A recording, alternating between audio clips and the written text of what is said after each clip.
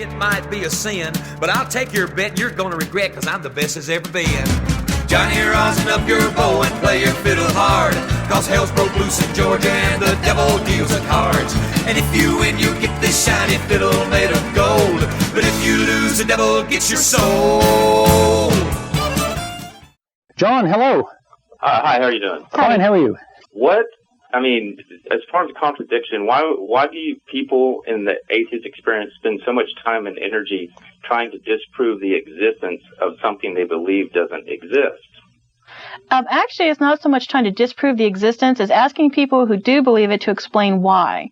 Because we feel that their inability to apply logic and to think rationally affects everybody in all society as a whole. It has a very detrimental effect. And though, it seems kind of like a little ridiculous because, what if instead of being an atheist experience, maybe it's like the people against the existence of Santa Claus experience. There's so many people that believe it, but why would you spend so much time disproving to all these kids it's not really real when you yourself know it? That's why I've got questions. I think because the believers are real and the harm they're doing is real. Yeah, that's what we're worried about. Yeah, you don't have people going onto school boards and demanding that reindeer evolution include flying. They don't demand that people believe there are little elves everywhere making toys, and if you don't believe that, then you're not a real citizen of the United States. So basically, you're mad at them forcing the religious beliefs down on people like yourselves or their children. No, it's not the beliefs themselves. It's the effect. Sorry about this. This upsets me. Go ahead. It's not the beliefs per se. It's the complete, unthinking, lockstep, mindless inability to cope with the real world, to try to force other people into the exact same coping mechanisms of denial and refusal to accept responsibility. That has caused untold harm in the world. And these people are trying to codify that in law, and they are affecting us, they are affecting you, they are affecting people in Zimbabwe, Australia, everywhere around the world. So they can believe whatever they want. It's when they try to translate these beliefs into concrete terms and foist them on everybody else that we have problems. Yeah, that's why I think maybe you should change your title, because when I see atheist experience, I think people that are just there to disprove the existence of God. And to me, that's silly. Like I said, a lot of people would be out saying, Santa Claus isn't real. I'm going to spend time and energy and stuff. But I see you're saying the effect of the belief in God is causing this pain in the world. Right. Well, this is translated into actions, and this applies to being called the atheist experience because we experience this firsthand almost every day. What does that have to do with whether there's intelligent design or not? See, I believe in intelligent design. I really don't care if y'all do or don't. I just called in because the whole disproving the existence of something that struck me as really ironic. Okay. Well, see, the problem with intelligent design, again, if you keep it to yourself, that's fine. If you want to demand other people learn it, then you are overturning centuries of human endeavor. You are blowing away almost every branch of science, and by trying to replace evolution, which I'm not saying you don't necessarily believe in, but most intelligent design people say evolution never happened, they are already undermining all medical science, and they're trying to throw us back to the Stone Age. Well, I think if you got a theory, then intelligent design is not a theory. Both sides get to be in there. No, sir. Intelligent design is not a theory. Intelligent design is not a theory. What is it? It is a hypothesis. In scientific terms... What's the difference between a theory is not a proven thing either, though. That's why it's still called a theory. No, sir. You're using the layman's term. In a layman's term, I might have a theory that people who wear plaid, are silly, something like that. And I have no proof for this. Well, in scientific terms... This doesn't disprove intelligent design anyway. Sir, in scientific terms, a hypothesis is just throwing out something at random. Somebody designed the world. People who wear plaid or, silly people who all like ice cream, something like that. When you've accumulated a little bit of proof, you've run some experiments, you have evidence to support your conclusion, then in scientific terms, you've got a theory. I'm sure there's some other steps I'm leaving out, but you have to have some evidence and some proof before you have... It has to be falsifiable. And it has to be falsifiable, correct, before it can be termed a theory in scientific terms.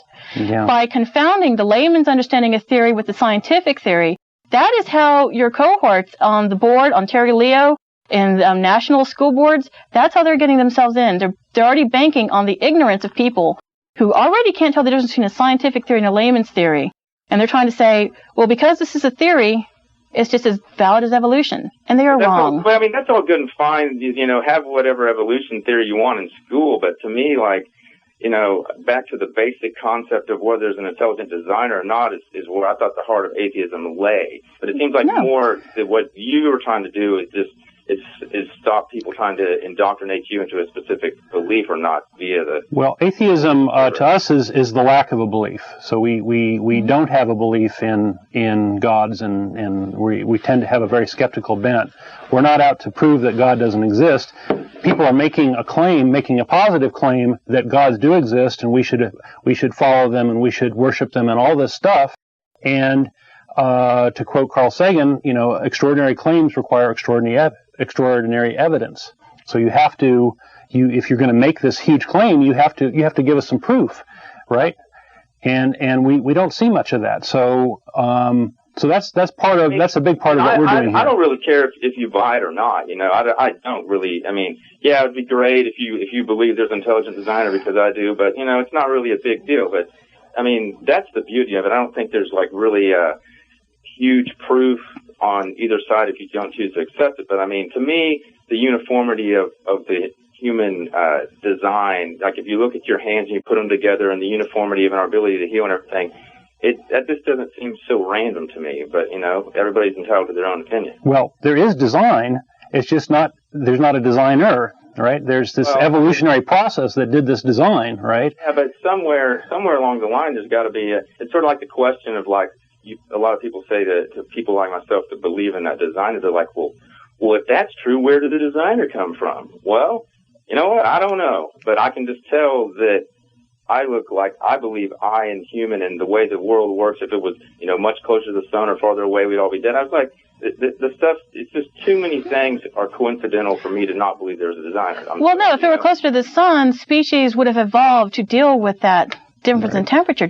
We're further from the sun, species would have evolved for that. We happen to be an excellent species for this. You acknowledge the existence of a genetic code, right? In DNA, you believe in DNA? Well, it's not a matter of believing in DNA. We have lots of evidence for DNA. All right. Yeah. Well, the code and the design, it comes from square one somewhere, and they haven't been able to break it yet. So when they do, maybe they'll be closer to knowing if there was a design or not. I'm betting there is. You're betting there's not, but Well, it's not a bet. There's an interesting thing in computer science called genetic programming that actually does this evolutionary process, but in software. I get the concept. I don't not believe in natural selection. I'm fine with that. I'm just saying there's still plenty of mysteries that we don't know. I mean, we used to think. So there must be God, right, to answer those mysteries. There must be God to answer the mysteries. So.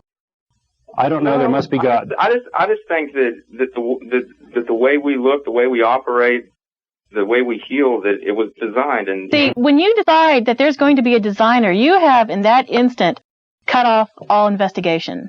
Whereas we, I'm not saying don't investigate it. I'm saying get to know it. But you're saying you've got the answer though. You're saying there is a designer. Why should you continue to investigate? Well, I don't on a day-to-day basis because I leave it that. I pretty much leave it at that. But I like to enjoy the scientific aspect because that helps us cure more diseases and things like that. But what I'm saying is that on the ground level debate in myself, I mean I can tell by the uniformity of the structure of mammals that I believe there's a designer. Okay, but the thing of it is, if you believe there's a designer, and you said you haven't really thought about where he came from. Then it seems like you're just doing a little stopgap measure. Why haven't you thought about where he came from? Okay, where did he come from? I know it's beyond my scope of reason. Then where did the designer come from? Don't know. That's a question I said earlier. That's where you get to, who came first, the chicken or the egg? I don't know, but I know I have emotions and beliefs and feelings and things that are off the law of probabilities that happen in my life, which is what those Christians call faith, which is what I got. Well, do you believe the designer was designed? I mean, if you have to be designed to be complex. That's the thing. Maybe the designer evolved in a different planet somewhere, but I know that I believe that there's one designer here just because I feel it. If there was more, then that's great, but... You're working on emotion. You don't have any actual hardcore objective evidence to back up your position? It's just a feeling? My position of uniformity of the mammalian structure is backed up. You know that you're geometrically just as bad as... I mean, there's maybe one finger's slightly longer, but pretty much our body symmetry. It's not like we have some big dangling hand on the other side. We're genetically engineered. We have been designed. If we had been designed, why weren't we designed more efficiently? Why don't our knees bend more like our elbows backwards? That would release any problems we have. Most problems with arthritis right there. That would cure them. That's the way birds' legs are. Why is my lower back causing me problems? Well, Right. Why is it the human body is designed to fall apart? Perfectly. Don't get me there. Why do we have an appendix that can just flare up and explode and kill a person without any warning? Yeah. Well, I don't think we were designed to be immortal. I think we were designed to be definitely mortal. Well, that would be akin to designing a car that has a bomb in the engine compartment, which is just going to explode without warning. Well, you would have to call somebody who does that incompetent. Why don't you compare like the 1972 AMC Gremlin to like a Mercedes? You know, they did the best they could at the time. Maybe in 1,000 years, God decides to design some more stuff that'll be better.